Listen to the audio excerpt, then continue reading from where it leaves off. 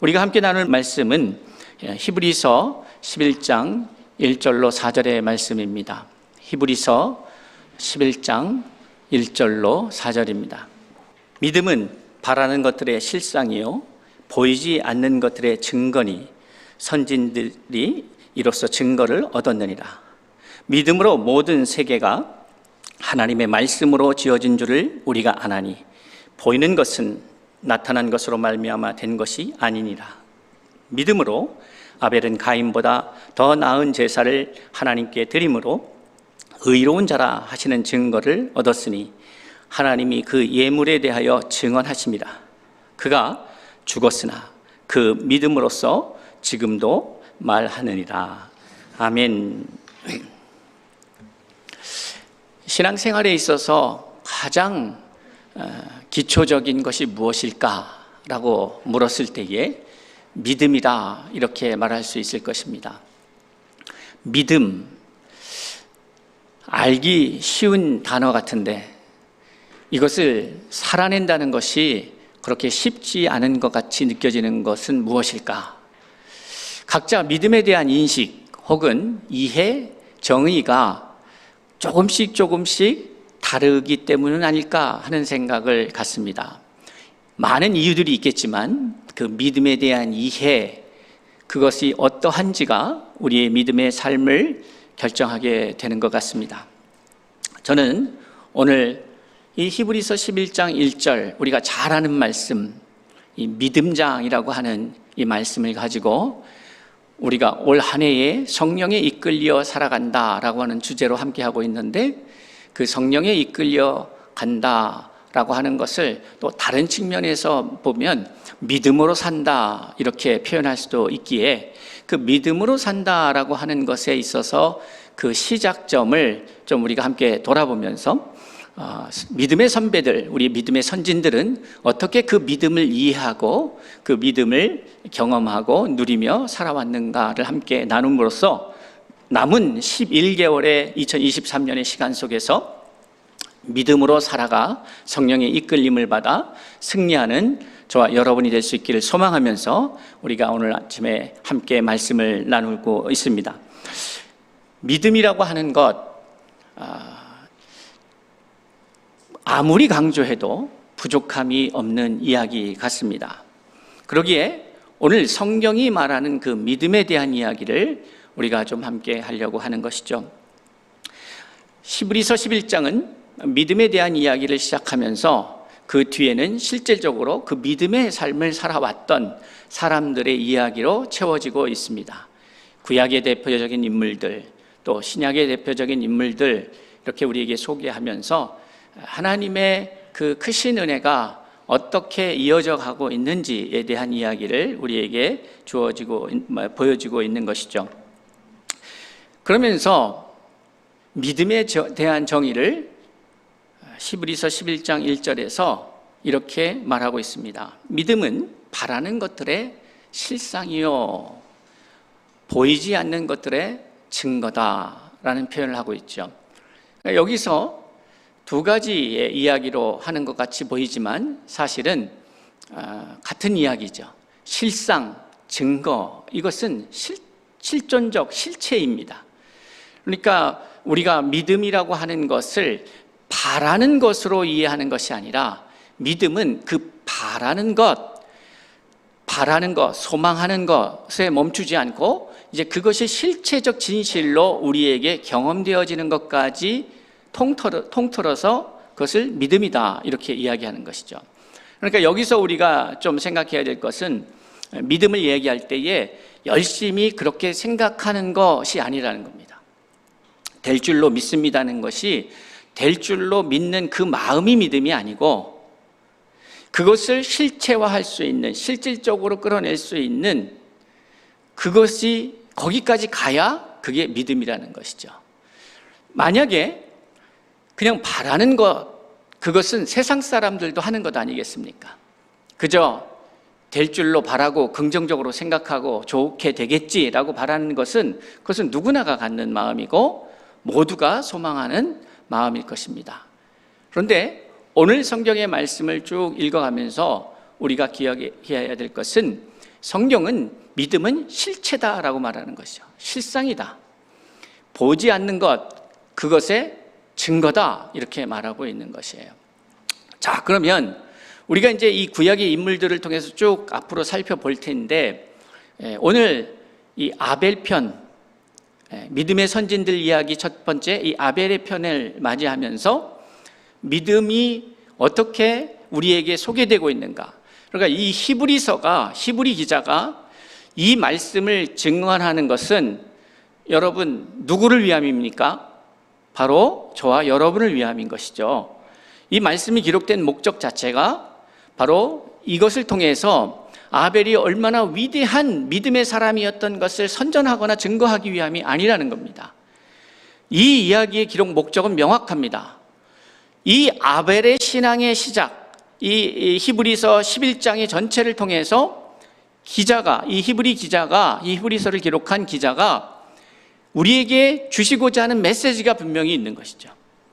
그리고 그것을 믿음이라는 주제로 풀어갈 때에 이 아벨의 이야기부터 시작한다는 것은 매우 흥미로운 사실입니다. 왜냐하면 우리가 일반적으로 알기에 믿음의 조상은 누구입니까?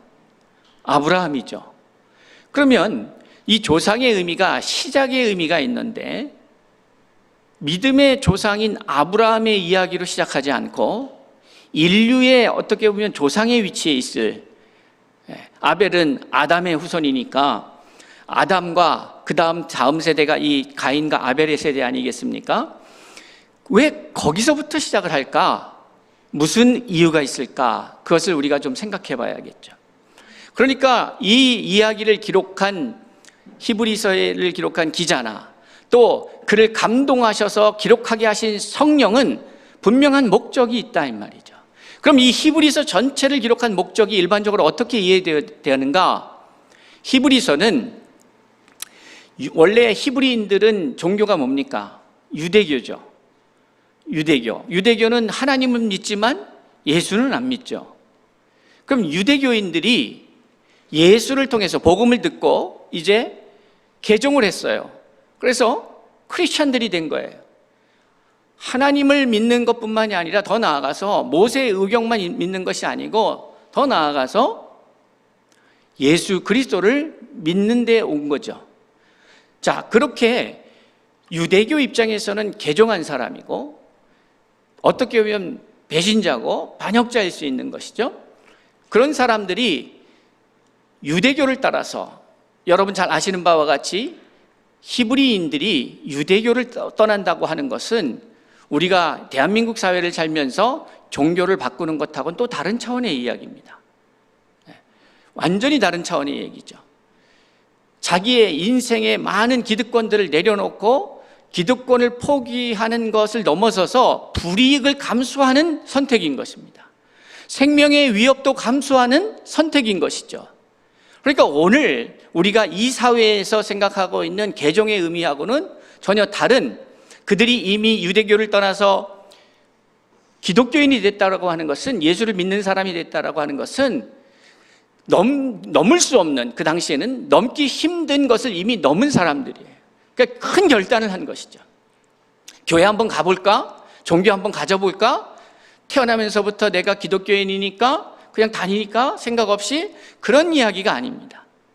그리고 그것을 떠나는 것은 그런 것도 쉽지 않은데, 내가 어렸을 때부터 다니던 교회를 떠나는 것, 그래서 종교를 바꾸는 것은 쉽지 않은 일입니다. 그런데 당시에 유대인이 유대교를 떠나서 크리스천이 된다는 것은 상상하기가 쉽지 않은 일이죠. 그럼에도 불구하고 그렇게 개종한 사람들이 믿음의 삶을 살다가 어떤 일이 벌어지겠습니까? 삶이라고 하는 것은 끊임없는 유혹의 연속입니다. 내가 믿음으로 살려고 결단하고 하나님의 말씀대로 살려고 2023년도 우리의 지경을 넓히기 위해서 말씀을 붙잡고 성령의 이끌림을 사모하면서 지난 한 달간을 살아왔지만, 그 한 달의 시간 속에서도 수많은 유혹과 우리가 넘어짐을 경험하고, 때로는 좀 더 잘할 수 있었는데 반성하게 되는 일들이 우리 안에 실질적으로 일어나고 있는 것이죠. 그것이 삶입니다. 개종 이후에 살다 보니까, 그리고 그것도 강한 핍박과 유혹이 공존합니다. 여러분, 믿음의 삶을 살아갈 때에 우리의 믿음을 흔드는 두 가지 영역은 딱 명확합니다. 핍박이 오든지 유혹이 오든지예요. 우리를 힘들게 하든지 아니면 우리에게 당근을 주든지, 채찍이냐 당근이냐의 문제겠죠. 그때에 많은 히브리 개종자들이, 히브리인들이 흔들리기 시작합니다. 그래서 다시 유대교로 돌아가려는 움직임들이 있는 것이죠. 그것에 대해서 이제 우리가 믿는, 우리가 선택한 예수 그리스도가 얼마나 우월한 존재인지, 신앙의 대상으로서 말한 것이죠. 다른 것과 비교할 수 없는 존재인지를 변론하고 변증하고 그리고 그것을 소개하는 것. 그러니까 큰 틀 안에서 개종한 히브리 크리스찬들이 다시 유대교로 돌아가려고 하는 그 움직임에 이렇게 막아서서 그렇게 하지 말라고, 우리가 믿는 믿음이 참 믿음이라고, 이것을 강변하는 것이 바로 이 히브리서의 목적입니다. 자, 그렇다면 그러한 목적을 갖고, 그 전제를 갖고 이 말씀이 쓰여졌다면, 그렇기 때문에 그들이, 이 히브리서의 기자가 이야기하고 있는 이 메시지 자체가 예수 그리스도 중심적이고 예수 그리스도의 탁월성과 우월성, 유일성을 강조하는 것이고, 믿음이 어떠한지를 다시 한번 재차 우리에게 강조하고 있는 것이죠. 그래서 우리가 잘 아는 것과 같이 히브리서 5장 12절에 보면, 제가 여러분에게 자주 말씀드리는 때가 오래므로 마땅히 너희가 선생이 될 터인데, 기억나시죠? 너희가 다시 하나님의 말씀의 초보에 대하여 누구에게서 가르침을 받아야 할 그 상태가 되었다. 책망하는, 단단한 음식을 못 먹고 젖이나 먹는 상태다. 이런 말씀 여러분 기억하실 것입니다. 이제 그러한 연유에서 이 말씀이 기록되었다는 것이에요. 자, 그러니 히브리서 11장에 기록된 이 말씀은 분명하게 그런 목적, 믿음이 흔들리고 있는 사람들에게 그 믿음의 견고함을 위해서 흔들리지 말아라, 유혹과 핍박에 넘어가지 말아라 하는 의미에서 이 말씀이 기록되어 있고, 그것이 너의 개인적인, 당신 개인적인 문제를 넘어서서 이것이 역사적으로 하나님의 사람들이 어떻게 그 과정들을 밟아왔는지를 소개하면서 믿음을 견고케 하고 돈독히 하려는 그러한 의지의 메시지가 이 히브리서의 말씀이라는 사실을 우리가 기억하면서, 혹 여러분 안에 이 믿음의 흔들림이 있다면 이 히브리서의 말씀을 통해서 다시 한번 그것이 회복되고, 우리의 믿음의 선배들이 어떻게 그 믿음의 선한 싸움을 싸워서 이겨왔는가, 그것을 점검하고 되돌아보는 시간일 수 있기를 바랍니다. 그렇기 때문에 이 히브리서 11장에 언급된 많은 믿음의 사람들의 이야기는 그들이 얼마나 큰 슈퍼 히어로인지를 우리에게 보여주는 것이 아니라, 그들이 겪었던 것, 그들이 밟아왔던 그 과정을 통해서 저와 여러분이 믿음의 승리자로 세워질 수 있기를 소망하면서 이 글이 쓰여지고 있다는 사실을 믿고 그것을 기대하면서 함께 말씀을 나눴으면 합니다. 선진들이 이로써 증거를 얻었다라고 하는 말씀을 통해서 이것이 단순히 계속해서 바라는 일로 멈춘 것이 아니라, 우리 입장에서는 그 선진들의 인생이 과거이지만 그 사람들의 입장에서는 그 시작점부터 미래의 일을 향하여 나아갔던 것 아니겠습니까? 우리는 그들의 지나가고 확정된 인생을 바라보면서 이것을 보고 있지만, 그들은 살아가면서 이것을 겪었던 것이에요. 그리고 우리도 또한 역시 우리의 삶을 현재적으로 살아가고 있습니다. 가면서 경험하는 그런 일들이 우리만 겪는 것이 아니라 우리의 믿음의 선배들도 걸어왔던 길. 그러나 명백하게 성경은 결론적으로 그들이 어떻게 승리하셨었는지, 그 승리가 그들만의 승리가 아니라 저와 여러분의 승리로 이어질 수 있기를 소망하면서 함께 이 말씀을 우리가 보고 있는 것이죠. 자, 선진들은 이로써 증거를 얻었습니다. 그것은 무슨 말인가 하면, 그들이 바라던 것을 그들이 이루었고 그 이룬 것을 우리는 본 것이죠. 그러면서 우리 또한 지금 당장 잡히는 것이 없고 지금 당장 내일의 일은 시간이 지나서 우리가 경험되어져야만 미래에 다가올 시간이지만 그것은 반드시 다가올 일이라는 사실을 믿고 나아가라는 것이죠. 그런데 이것이 단순히 그렇게 바라는 것으로 멈추는 것이 아니라 믿음이라고 하는 것은 그 바라는 것들의 실체가 나타난다라는 것입니다.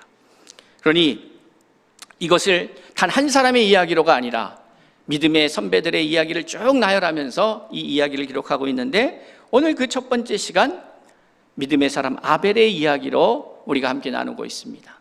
자, 여러분, 히브리 기자가 그런 의도, 유혹과 핍박에 흔들리고 있는 사람들을 돌이켜서 많은 믿음의 선배들이 어떻게 살아왔는지를 우리에게 말씀하시는 그 의도로 기록하면서 아벨의 이야기를 다룹니다. 왜일까요?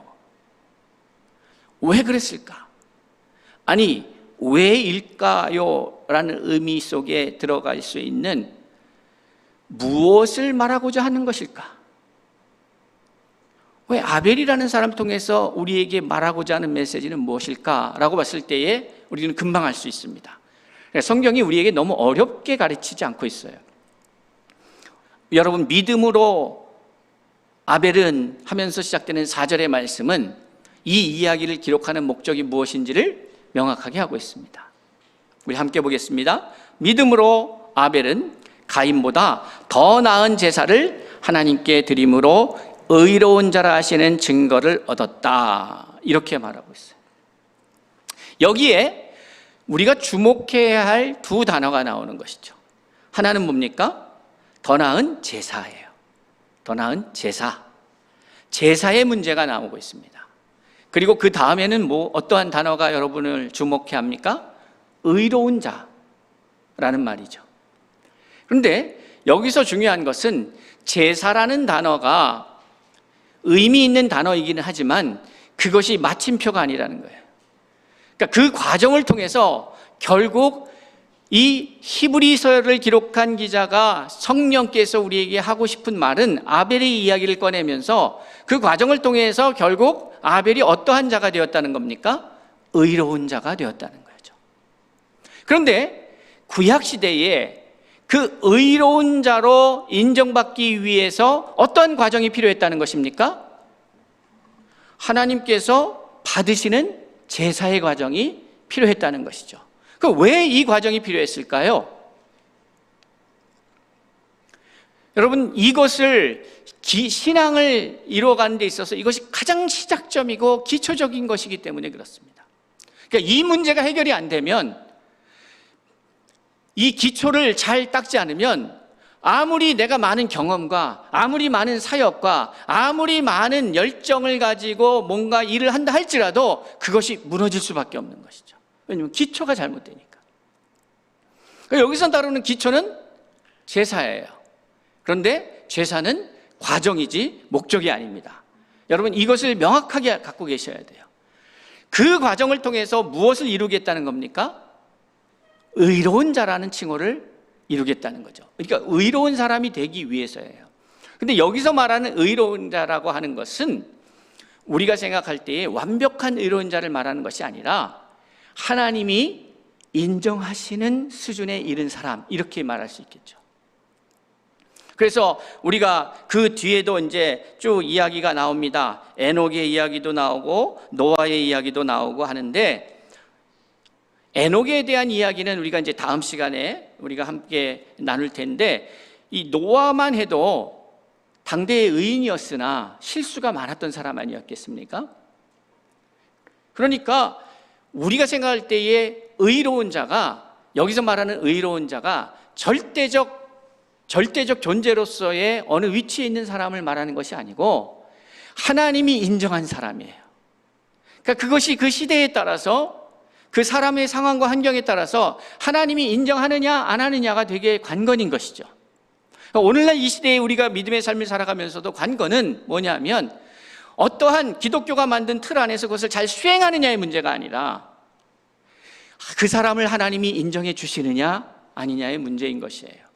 그래서 아벨이 가인보다 더 나은 제사를 하나님께 드림으로 의로운 자라 하시는 증거를 얻었다라는 말로 이제 이 아벨의 이야기를 꺼내시는 목적이 무엇인지 명확하게 밝히고 계시는 거죠.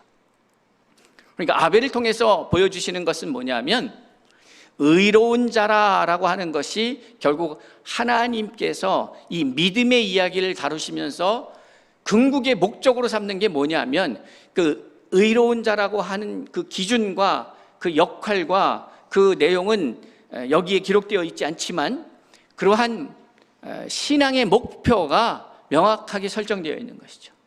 믿음은 의로운 자가 되는 것이에요. 그런데 아벨을 통해서 이제 그 시작, 어떻게 그 인정을 받는가를 진행을 하고 계시는 것이죠. 그런데 아벨을 통해서 다루시는 그 주제는 제사예요. 자, 여러분, 이것이 매우 중요합니다. 우리는 제사의 문제를 오늘날 시대로 어떻게 이해하고 이것의 과정을 성공적으로 넘어설 수 있느냐, 이것이 우리가 의로운 자가 되느냐 안 되느냐에 관건이 되는 것이죠. 그러니까 여러분, 이제 믿음이라는 것을 우리가 다시 한번 정비하고 올 남은 11개월의 시간을 우리가 믿음으로 성령의 이끌림을 삶을 살기 위해서는 그동안 여러분이 갖고 왔던 생각, 믿음이라고 하는 생각, 믿음에 대한 입장, 믿음의 모습, 이런 것들을 다시 한번 정비할 수 있기를 바랍니다. 그래서 2023년도는 그동안 살아왔던 그러한 똑같은 삶의 연속이요 반복이 아니라 새로운 한 해가 되어야 합니다. 그것을 우리 함께 소망합시다. 새로운 한 해, 그동안에 내가 경험하고 누려왔던, 어떤 분들은 이 새해를 80번을 맞이하신 분들도 있고 90번을 향해 가시는 분들도 있고 뭐 이제 한 2번, 3번 경험한 분들도 있을 거 아니에요. 우리 함께 저 위에 층에서 예배하고 있는 분들 중에는 이제 새해라고 하는 개념을 3번, 4번 뭐 이렇게 경험하신 분들도 있을 거예요. 그러나 우리는 기억해야 합니다. 올해는 우리 모두에게 처음 경험하는 시간입니다. 우리는 2023년도 신생아예요. 그리고 이것을 어떠한 선각의 지경을 넓히고 우리의 말씀의 지경을 넓히느냐, 관계의 지경을 넓히느냐에 따라서 올 2023년도는 여러분이 살아왔던 과거의 어느 시간하고도 동일하지 않습니다. 똑같이 사실 것인지 아니면 새롭게 주어진 이 인생의 기회를 믿음으로 승리하는 삶을 사실 것인지 오늘 여러분은 선택하셔야 되는 것이죠. 그런 의미에서 이 아벨이 의롭다라고 인정을 받는 그 사건, 제사의 문제, 이를 통해서 다시 한번 우리의 신앙을 점검하시는 귀한 시간이 될 수 있기를 바랍니다. 믿음으로 아벨은 가인보다 더 나은 제사를 하나님께 드림으로 의로운 자라 하시는 증거를 얻었다. 그러니까 의로운 자가 되었던 것은 다른 것이 아니었습니다. 이 사람이 뭘 해서가 아니라 제사를 통해서, 어떤 제사? 더 나은 제사. 근데 여기서 과연 하나님께서 이걸 더 나은이라는 개념을 비교급으로 사용하신 것일까? 그러니까 가인보다 좀 더 나으면 되는 것인가? 그런 의미가 아니라 가인의 방식, 가인의 태도, 가인이 가졌던 제사에 대한 인식, 이것과 전혀 다른 차원의 이야기를 말씀하고 있는 것이죠. 그러니까 의롭게 되는 것은 아벨의 그 길로 가야 되는 것이에요. 가인의 길이 아니라. 그런데 여기서 우리가 좀 생각해 볼 필요가 있습니다. 여러분, 이 제사라는 말, 성경적으로 봤을 때에, 신학적으로 봤을 때에 이 제사의 개념이 사실 성경에서 언급되고 있으나 가만히 보면, 인물적으로 보면 이것을 기록한 사람, 이 기록한 사람이 성경에 제일 먼저 앞서서 성경을 기록한 사람이 누굽니까? 모세잖아요. 창세기, 출애굽기, 레위기, 민수기, 신명기, 이 모세 5경을 우리는 모세가 기록했다고 믿지 않나요? 그러면 모세의 관점에서 이 이야기를 기록했으니까 용어 자체도 모세가 사용하는 용어였겠죠. 그렇죠? 그러니까 사실은 아벨의 제사라고 했을 때에 제사법, 이스라엘 백성들이 하나님 앞에 제사를 드리고 제사법 이런 얘기할 때에 그것은 언제부터입니까? 모세잖아요. 율법. 그러면 그 이전에 야곱도 제사를 드린 것 같고 제단을 쌓았고 뭐 이렇게 나오잖아요. 이삭도 그렇고 아브라함도. 그것은 모세가 모세의 언어로 그것을 기록한 거죠. 그러니 실질적으로 이 제사라는 개념이 우리가 생각하는 모세 율법 이후에, 모세 이후에 말하고 있는 그 제사하고는 다른 개념이죠. 이것이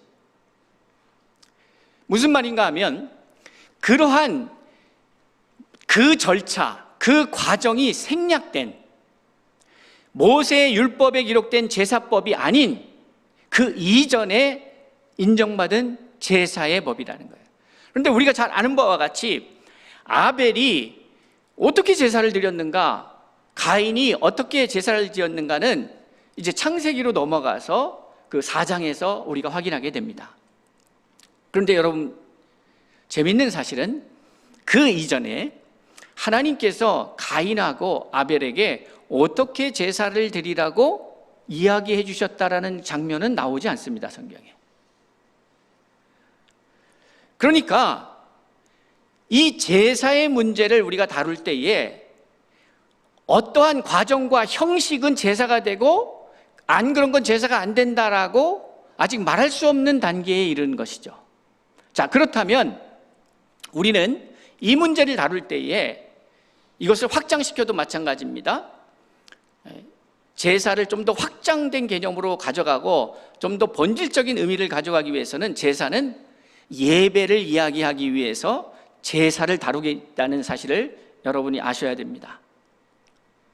이것은 대단히 중요한 개념입니다.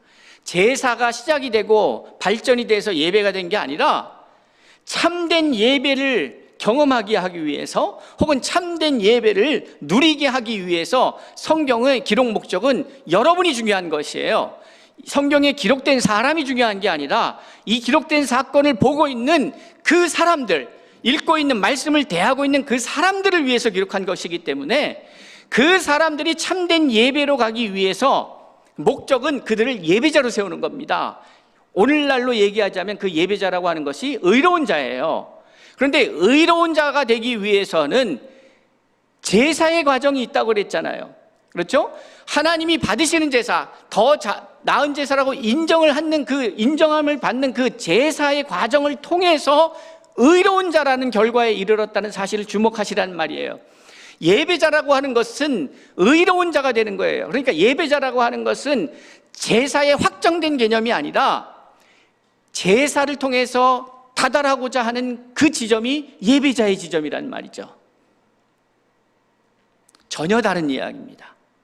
자, 그러한 전제 아래서 우리가 하나님의 말씀을 본다면 그 제사는 예배자를 위한 것이기 때문에 이 제사의 과정을 잘 이수하고 잘 거쳐야 참된 예배자로서 의로운 하나님의 사람으로서 세워질 수 있다. 그럼 반대로 얘기하자면 이 제사의 과정을 제대로 이해하지 못하고 제대로 과정을 거치지 않으면 우리는 예배라고 하는데 그 예배는 하나님 앞에 받아들임이 되지 않는다 이 말이죠.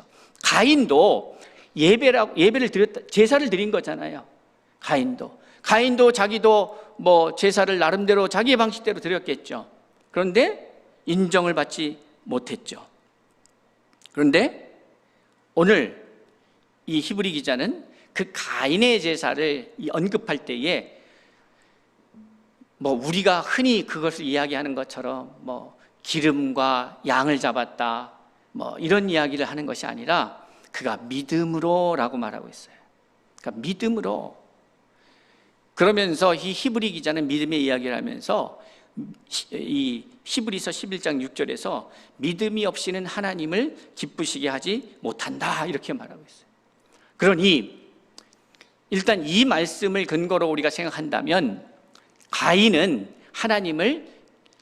하나님께 제사할 때에 믿음으로 한 것이 아니라는 거죠.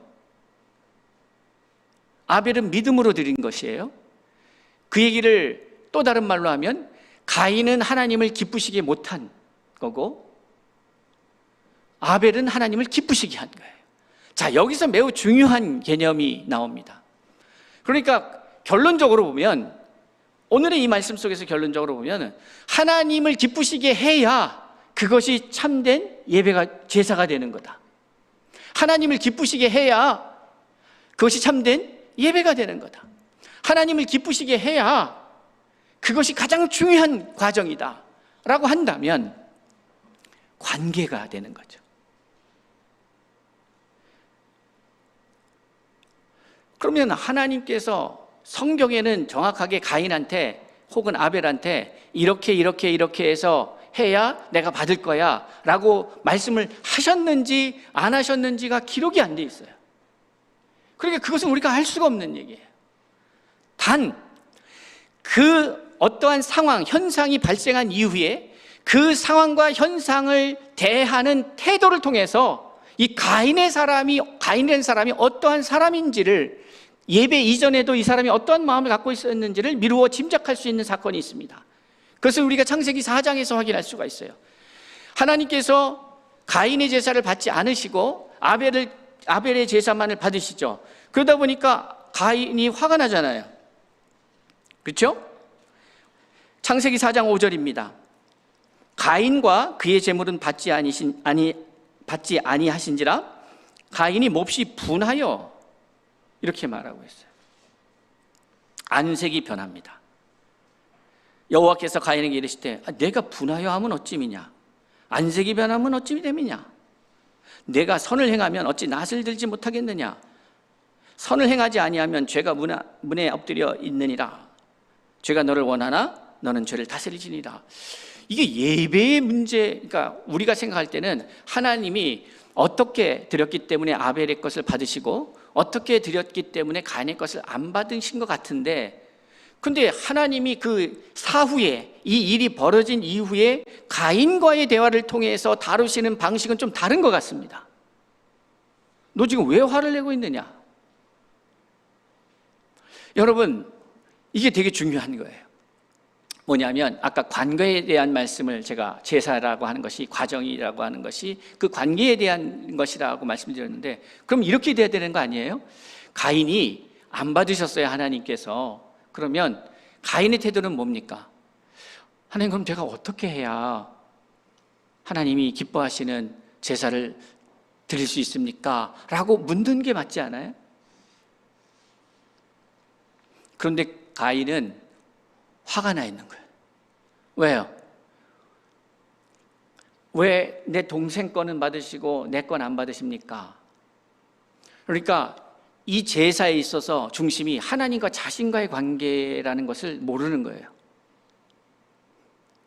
예배라는 것도 마찬가지고 하나님과 우리와의 관계의 문제인데, 근데 관계에 있어서 특별히 지금 죄인과 그 죄의 문제를 다루시는 하나님과의 관계는 것은, 이것은 수직적인 관계가 있는 거예요. 그러면 소위 말하는 약자의 입장에서, 아니 문제가 있어서 문제를 해결함을 받아야 되는 입장, 그리고 문제를 해결할 수 있는 유일한 존재인 그분 앞에 이 태도가 뭐죠? 어떻게 해서든지 하나님과의 관계를 회복하기 위해서, 아버지가 아담과 하와, 자기 부모가 범죄함으로 쫓겨났단 말이에요. 그리고 그 이야기를 들었을 거예요. 그러면 하나님이라는 분을 알고 그분 앞에 제사를 한다는 것은 그분과의 관계를 개선하고자 하는 의지예요. 그런데 이 사람의 태도는, 왜 내 방식대로, 내가 그렇게 마음을 썼는데, 내가 드리겠다는데, 내가 이렇게 했는데 왜 그걸 당신이 안 받으시냐라고 하는 대단히 우스운 이야기로 접근하고 있는 것이죠.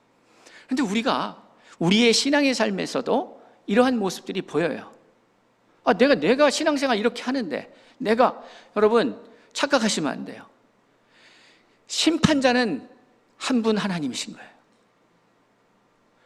그분이 오케이 해야 오케이고, 그분이 노하면 그냥 놓은 거예요, 그것은.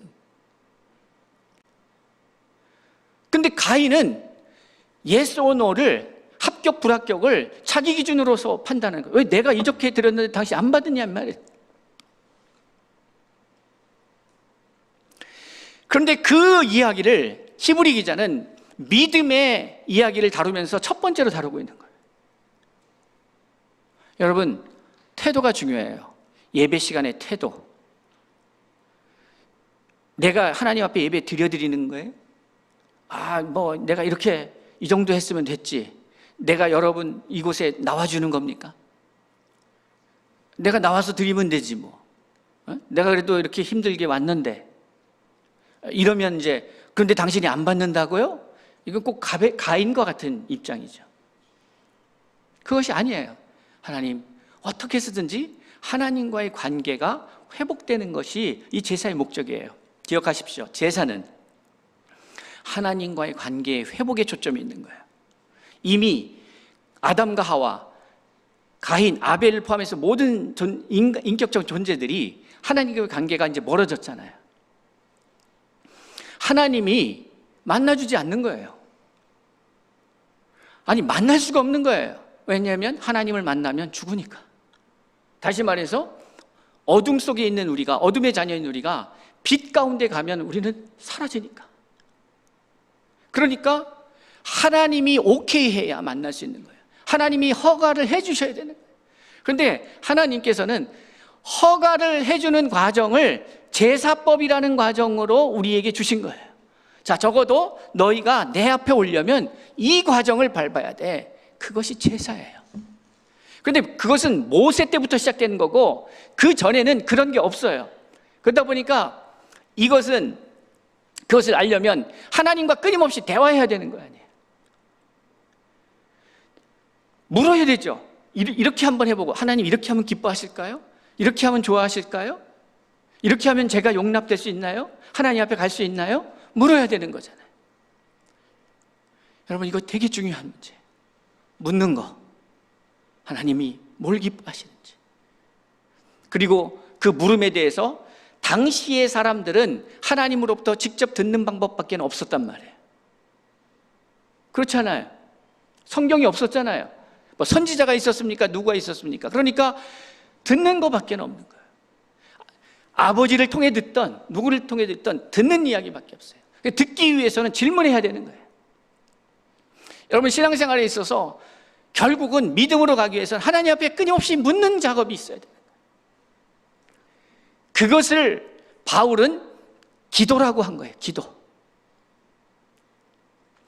물음과 구함이 있는 거예요. 기도라고 하는 것은. 그러나 물음이 먼저인 거예요. 하나님께 물어야 되는 거예요. 하나님, 내가 어떻게 해야 합니까? 그런데 우리는 그 물음의 과정을 생략하고 내가 막 뭘 해놓고 이렇게 했으면 하나님이 기뻐하셔야 되지 않아요? 이 정도면 하나님 만족해야 되지 않아요? 라고 묻는 거죠. 그리고 제사 드렸다고 끝내버리는 거예요. 사랑하는 성도 여러분, 그러니까 우리가 이제 올해 성령에 이끌려가기 위해서는 전제가 뭐겠어요? 물어야죠. 사사건건 일일이 물어야 되는 거예요. 그런데 이것이 반복되다 보면 어떻게 됩니까? 이제 묻고 알고 하다 보면 물음이 줄어들죠. 이제 많은 부분들을 내가 알고 있으니까, 하나님의 뜻을.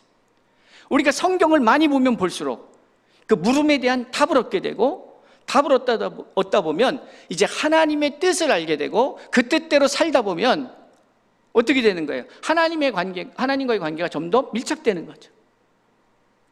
자, 이제 여러분은 기억하셔야 합니다. 신앙생활에 있어서 대단히 중요한 게 뭐냐면 태도예요. 자세. 하나님의 말씀을 듣는 자세. 하나님의 사람을 대하는 자세. 하나님을 알아가고자 할 때 하나님 앞에 내 자세. 이거는 관계에 있어서 대단히 중요한 거예요. 그러니까 여러분들이 인간 관계에 있어서도 그렇지 않습니까? 대부분 보면 관계에 있어서의 내용도 내용이지만 태도 때문에 마음 상하는 경우가 많아요. 태도 때문에. 그 태도의 문제. 하나님 앞에 어떠한 태도로 나아갈 것인가? 묻고 듣고 순종하려는 마음으로 나아갈 것인가? 그것이 신앙생활을 하는 데 있어서 가장 기초다. 근데 그게 안 된 사람들이 있단 말이에요. 그게 아예 안 돼 있어요. 네. 태도가 안 돼 있어요. 그러다 보니까 그 다음 단계로 나아갈 수가 없는 거죠. 그러니 여러분, 태도가 돼 있는 분들은, 그 단계를 넘어선 분들은 그 다음 단계로 가지만 그것조차가 안 돼 있는 분들은 그거부터가 훈련이 돼야 돼요. 성경에 보면 계속해서 반복적으로 이 문제를 다루는데 하나님의 사람들에게도 뭐라고 어떤 말씀이 있습니까? 구약에 우리가 보다 보면 여호와의 말씀이 임하여 여호와께서 그에게 말씀하시되, 계속 이게 반복적이에요. 그러니까 결국 하나님의 사람들의 특징은 뭐냐면 대단히 능력 있는 사람이었다는 게 아니라 하나님의 말씀하실 때에 하나님의 말씀에 대해서 들었던 사람들, 그리고 듣는 것으로 멈추는 것이 아니라 듣고 행하였던 사람들이죠. 그 이야기의 시작이 이 아벨의 이야기부터 시작이 되는 거예요. 자, 말씀을 정리하면 이 제사의 문제는 결국 관계의 문제입니다. 하나님과 관계할 수 없는 존재를 하나님과 관계 있는 자로 이제 관계가 시작할 수 있는, 아예 시작도 안 되는 사람을 시작할 수 있는 단계로 끌어오기 위해서 필요한 것이 제사의 과정이에요. 제사의 과정. 그러니까 이 과정, 왜 제물을 드리고 물두멍이 필요하고 제단이 필요하고 성막이 있어야 되고 지성소가 있고, 이 과정은 뭐냐면 어떠한 과정을 통해서 자격을 얻게 되느냐, 그거예요. 그리고 나서 그 다음이 예배예요. 예배는 정해진 시간에 그 프로그램에 참여하는 것으로 예배가 되는 게 아니에요. 가인은 그 프로그램, 자기가 만든 프로그램에 들어가서 그 프로그램의 그 과정을 완성했어요. 그런데 하나님이 안 받으셨는 거예요, 그거를. 탈락이에요. 아벨은 성공했어요. 구체적으로 어떤 방식으로 했는지에 대해서는 기록하고 있지 않지만 어떤 제물을 드린 것으로 기록하고 있으나, 그런데 여러분, 그 창세기 4장의 그 이야기를 보면은 명확하게 밝히는 대단히 중요한 팁이 오늘 히브리 기자의 이야기와 연관해서 우리가 발견할 수 있는 팁이 하나 있어요. 그것은 무엇인가 하면은, 자 보세요. 4장 4절에 아벨은 자기도 양의 첫 새끼와 그 기름으로 드렸더니 여호와께서 아벨과 그의 제물을 받으셨다고 말해요. 그러니까 제물 이전에 아벨을 받으신 거예요. 아벨을 받으시고 아벨이 받아들여진 바 되니까 그의 제물이 수용이 되는 거예요. 그런데 그 다음 5절에 보면 가인과 그의 제물은 받지 않았어요. 가인을 안 받으신 거예요. 더 정확하게 말하자면 가인을 안 받은 거란 말이에요. 오늘의 예배가 내가 먼저 받아들여진 바 되어야 되는 거죠. 받아들여진 바, 합격한 자, 그가 누구예요? 그게 의로운 자예요. 의로운 자는 하나님과 연결된 자예요. 하나님과 함께하는 자예요.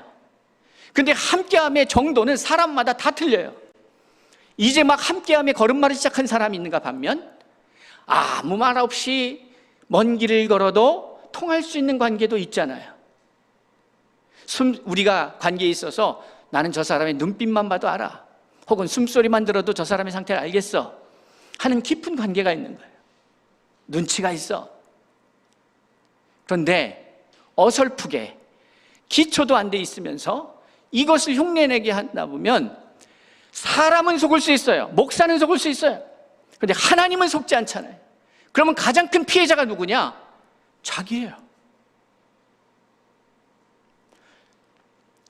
결론적으로 예배의 완성된 모습은 뭐냐? 제사를 거쳐서 제사를 통해서 합격점에 이르러서 비로소 어떤 라이센스를 받아야 그래야 그 다음부터 예배의 자격이 부여야 되는 거예요. 여러분, 그러니까 제사와 예배는 전혀 다른 얘기예요. 그걸 명심하셔야 돼요. 예배를, 저는 신약 성경을 통해서 예배를 가장 현실적으로, 실천적으로 아주 명확하게 표현한 구절이 있어요. 바울의 예배에 대한 표현은 대단히 좀 이렇게 이 지적인 데가 있어서 그런지 되게 관념적이고 되게 말을 되게 어렵게 하신 측면이 있어요. 그걸 깊이 묵상하면 또 거기서의 은혜가 있지만, 근데 제가 여러분들과 함께 너무나도 저는 이 말씀을 보면서 그렇지, 이거지 하는 부분이 있어요. 그건 뭐냐면 요한일서의 말씀이에요. 우리 함께 보겠습니다. 요한일서 1장 3절의 말씀입니다. 요한일서 1장 3절입니다. 한번 다 같이 찾아보시겠어요?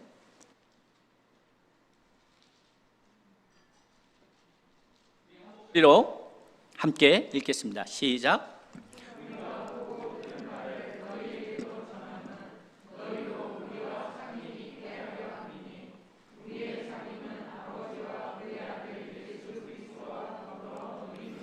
아멘. 여기에 사귐과 누림이라는 단어가 나오죠. 제사는 이거를 할 수가 없어요. 그런데 예배는 뭐냐 하면 제사의 과정을 통해서 하나님 앞에 합격된 의로운 자라 칭함을 받은 사람이 이제 하나님과의 관계가 완성이 되잖아요. 그 완벽한 제사가 뭐예요? 예수 그리스도의 십자가의 죽으심이었잖아요. 그러니까 그 예수 그리스도의 죽으심과 부활하심을 믿는 그 믿음의 사람들이 이제 자격자가 되는 거죠. 그 사람들이 예배로 들어간다는 것은 어떤 의미냐? 바로 하나님과 사귐을 시작한다는 거예요. 하나님과의 사귐. 그런데 이 사귐은 뭐냐? 누림으로 이어져요. 이 관계의 깊어짐. 그러니까 이것은 사실 성경에 기록되어 있지 않아요. 왜 그럴까요? 이게 하나의 그 정답으로 딱 기록된 것이 아니라 많은 하나님의 사람들이 하나님과 어떻게 사귐을 이뤘는가를 대단히 개인적 경험을 소개하고 있는 것이죠. 그러니까 사귐은 이런 거야 라는 틀이 없어요. 누림은 이런 거야 라고 하는 틀이 있는 게 아니에요. 그리고 4절의 말씀을 통해서 거기에 하나님의 나라에서 빼놓을 수 없는 결국 궁극의 그건데, 그게 뭐냐? 우리가 이것을 쓰면 우리의 기쁨이 충만하게 하려 함이라. 기쁨이죠. 희락의 나라. 기쁨. 그러니까 하나님의 사람들은 하나님과의 사귐을 통해서, 이 깊은 사귐을 통해 누림으로, 이 누림을 통해 기쁨을 얻게 되는 것이죠. 그럼 믿음의 궁극적인 목적은 뭐예요? 내가 의로운 하나님의 사람이 되어서 하나님과의 사귐을 시작하는 거고, 그 사귐을 통해서 누림으로 하나님의 자녀로서의 그 놀라운 누림, 그 누림, 그것이 영원한 생명의 기쁨인 것이죠. 그것이 우리 안에 아직 없다면 나는 아직 그 단계에 진입을 못한 거니까. 근데 못했다고 창피한 게 아니잖아요. 그것은 하나님의 은혜로 주어지는 거니까. 왜 못했는지 아세요? 일단 대단히 중요한 게 뭐예요? 시작은 태도예요. 사모하는 태도, 갈급한 태도, 하나님 앞에 그것이 얼마나 귀한지를 알고 그것을 사모하고 찾고 구하고 하는 태도예요. 내가 했는데 안 되면 그러면 묻고, 하나님 어떻게 해야 돼요? 하나님 제가 어떻게 해야 돼요? 사모하는 거예요. 갈급한 거예요. 그럼 하나님이 사모하는 자에게 만족해 하시는 분이 하나님이라는 것을 시편 기자는 우리에게 소개하고 있는 것이죠. 따라서 오늘 저는 2023년도 우리의 지경을 넓히기 위해서 생각의 지경을 넓혀야 되고, 말씀의 지경을 넓혀야 하고, 관계의 지경을 넓혀야 하는데, 그러면 결과적으로 사역의 지경이 넓혀질 텐데, 그러기 위해서 성령의 이끌림을 받아야 하고, 성령의 이끌림을 받기 위해서는 이제 믿음을 다시 점검해야 되는 것이죠. 그 믿음의 시작은 제사의 과정을 거쳐 예배로 이르게 되는데, 예배의 궁극적 목적은 의로운 하나님의 사람이 되어서 하나님과의 관계를 통해서, 그 풍성한 관계를 통해서 누리게 되는 것이고, 그 누림의 궁극의 목적은 영원한 생명의 기쁨이다라는 사실을 기억하면서 그 과정 속에서 우리가 통과해야 할, 혹은 넘어가야 할, 겪어야 할 그것들이 어디 있는지 살피고 하나님의 말씀 앞에 서서 그 말씀대로 이끌림을 받는, 성령의 이끌림을 받는 그러한 한 해가 될 수 있기를 바랍니다. 믿음의 선진들은 그것을 거쳤다는 거예요.